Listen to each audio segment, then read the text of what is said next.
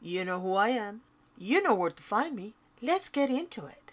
I notice people are beginning to mention boycotts of companies that want to, quote, silence Elon Musk, end quote. For reference, the 30-second version is Elon started liking anti Semitic posts, doubled down, companies started pulling advertising. He sued a media company for writing a story about the situation and claimed he wanted to sue the advertisers. Freedom of speech, yada yada yada. He does an interview where he doubles down. This morning, Linda Yaccarino, aka CEO of Twitter, quote tweets this latest interview where a very awkward Elon says that if Twitter goes bust, it's the advertisers' fault for pulling their money. The funny thing is, if you actually read her tweet, she mentions an apology and an explanation. I don't see how blaming the advertisers is an apology. I also refuse to watch this train wreck. I have come to the conclusion that Elon's awkwardness is part of his shtick to endear himself to his followers. As someone with an actual speech impediment who is currently reading out of a text, because if not, I'm going to make a lot more mistakes than you'll hear on this video, I find this annoying. I give you all that information to get into the meat and potatoes of this story. A lady by the name of Tara Bull posed a suggestion of boycotting the advertisers and list all of them. Now, let's start with the fact that I don't believe in calling out for boycotts. I personally refuse to shop for certain businesses on their support of certain ideas, but I stopped believing in public boycotts a long time ago. Regardless of whether the right or the left does it, it's free publicity for the venues. For example, since Trump has been in office, Target has been a frequent target, pun intended, of the MAGA conspiracy theories, especially the overlap of these two categories, especially for pride and other measures meant for inclusivity and respect of fellow human beings. If you look at the stock prices, and keep in mind, this only shows the last 5 years, but if you look at the most recent price, it is higher than the stock price back in 2019. I also looked at sales in the last few years, and their numbers are solidly on the way up. I went to look at Starbucks, another frequent target of that crowd, and yes, I realize this is the 1982 logo, but it's my favorite, and you can see a similar situation with them. Just so you all understand that I don't care which side calls for a boycott, I decided to look at the numbers for Chick-fil-A. Keep in mind, this company is family owned and private, so we are not going to see stock prices. But their sales figures are public, and again, they follow a similar pattern. They're on their way up.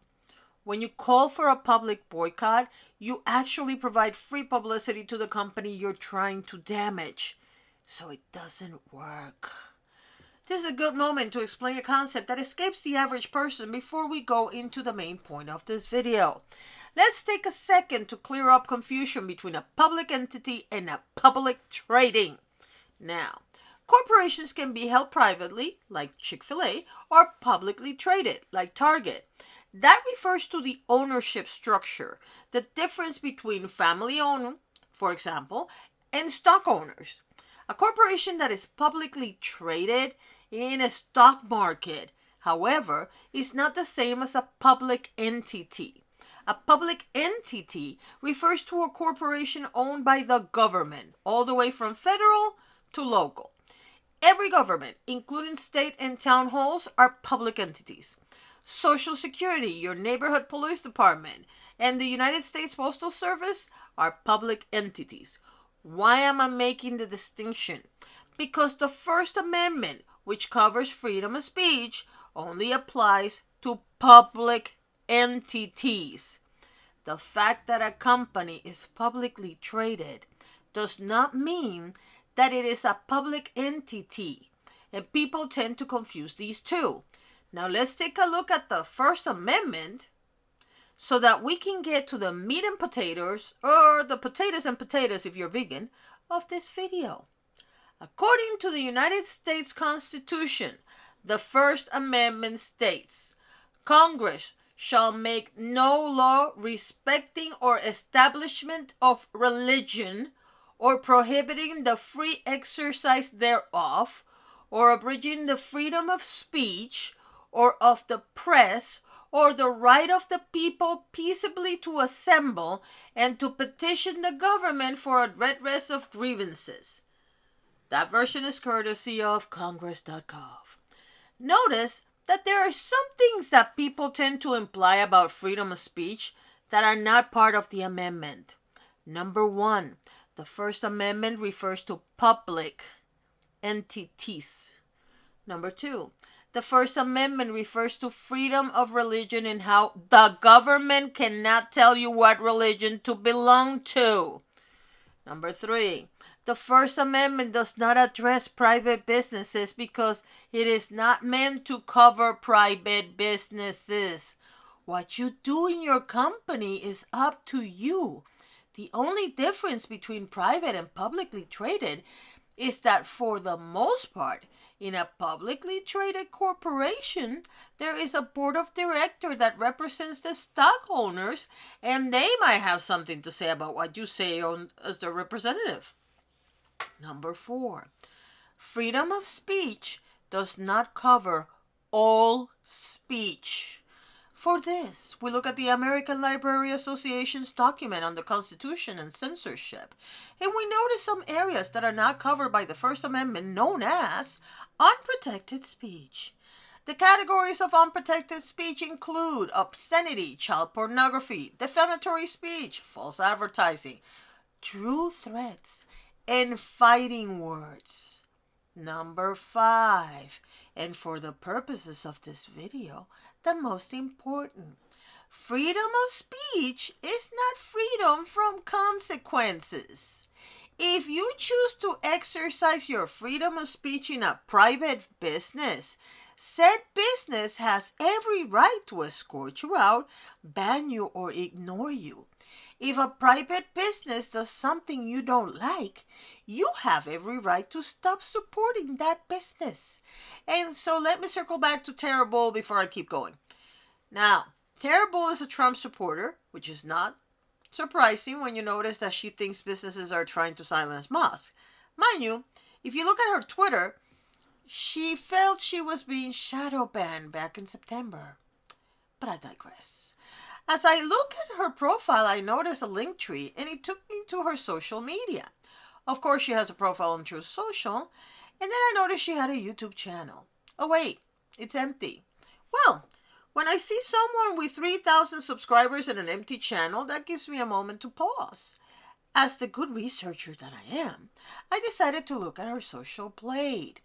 The first thing you see is the last 2 weeks. Zero movement. Keep scrolling down and you will see history. So in December of 2022, her views were averaging around 6,000. That looks nice and healthy. Then in January 2023, she took a 62,000 nosedive in views. That can only mean that she privatized her videos or deleted them. Don't know why, don't care either. Here's my point.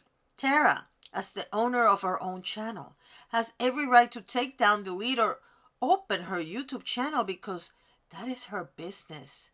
By the same token, YouTube has the right to take down, ban, or eliminate her channel if they choose to because they are a private business, just like Twitter and Truth Social, regardless of whether these entities are publicly traded or privately owned. And before you yell at me for blasting Tara, I would like to remind you that she has a blue check mark that she pays for in order to remain in the public eye. She is also openly asking for businesses to be boycotted. Now let's go back to Elon, shall we? Elon has decided that his angle in this entire story is that if Twitter dies, the advertisers killed it.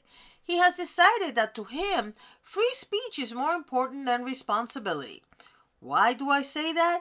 Because when Musk took over, he decided to let all the conspiracy theories, far-right and far-left pundits invade the platform. He created this thing called community notes to try to escape culpability in the event that something goes wrong. What are community notes? I'm glad you asked. Community notes are notes that are added at the end of posts to clarify the information stated. They are monitored by the rest of the community, which means It is not a real fact checker entity. That can lead itself to all kinds of shenanigans. I give you Exhibit A.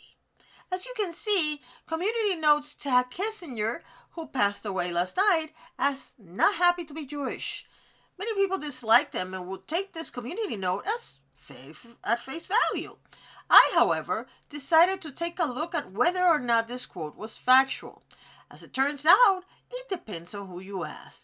The man really did say it, and some people think it was meant as a joke. You know, that little bit about the accident of his birth.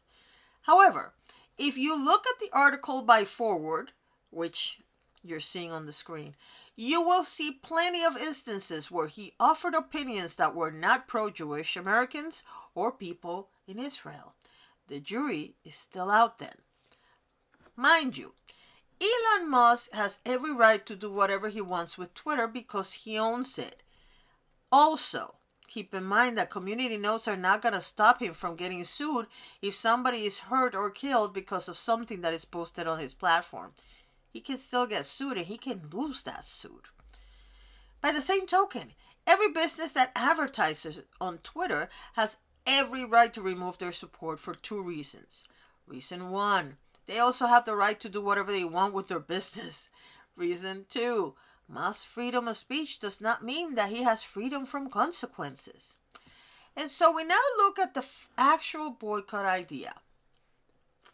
One of the tenets of many MAGA Republicans is the idea that we are moving towards communism and that companies are going, quote, woke, end quote. First of all, ask any of them to define woke and they don't know what it means. Second, when you only respect one side's right to freedom, whether it's freedom of speech, freedom of religion, freedom of thought, freedom of the press, whatever, you are the one who is moving towards fascism, communism, and other repressive movements. There was a time when people respected the rights of everyone to express themselves and support who they wanted. We no longer live in times such as those, and the more we want to repress the feelings, opinions, and attitudes of others, the more pushback we are going to encounter. The only problem with Musk sitting on his free speech is that free speech is not free, and it is not absolute. In a sense, this is all a circular argument. Both sides are free to express themselves as they see fit. Both sides need to take accountability for their own actions. Both sides need to understand that the right to express themselves comes with the inevitable backlash by one side of the population. I will leave you with one parting thought. Do you really think that Elon or Tara will stop using their iPhones, watching their Avengers movies, or stop visiting Disney? For a minute? To make the point? Maybe. But the average person will go right back to consuming whatever they boycott today. As I showed you at the beginning, the phones are a little harder to replace, and that will be their excuse. Boycotts are definitely the response to someone using their freedom of speech.